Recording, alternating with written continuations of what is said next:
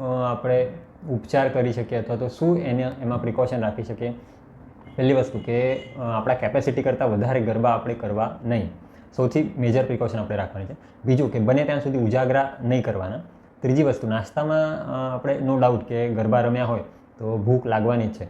નાસ્તામાં એવી આપણે આઈટમ રાખવાની જેમ છે શરબત અલગ અલગ જાતના છે, દૂધ છે, કાળી દ્રાક્ષ છે કે ડ્રાયફ્રૂટ છે કે ફ્રૂટ છે, કે જેનાથી વાયુ અને પિત્તનો પ્રકોપ ન થાય, આપણને ઇન્સ્ટન્ટ એનર્જી ગેઇન થાય અને પેટમાં ભાર પણ ન લાગે અથવા તો પચવામાં એ વસ્તુ ભારે પણ ન હોય.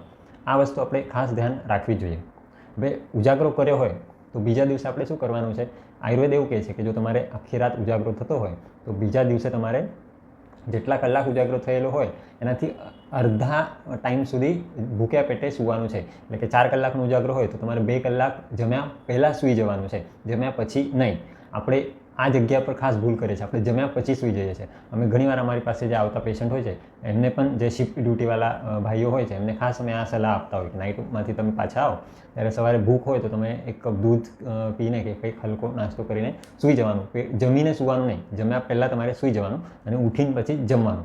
એટલે જે ઉજાગરાની ઇફેક્ટ જે આમાશય અને પક્વાશયમાં, ખાસ પક્વાશય કે લાર્જ ઇન્ટેસ્ટાઇનમાં જે આવતી હોય છે એ ઓછી થઈ જાય છે અને એનાથી જે બીમારી થાય છે એ આપણને નડતી નથી. આ થયો આપણા બીજા પ્રશ્નનો ઉત્તર.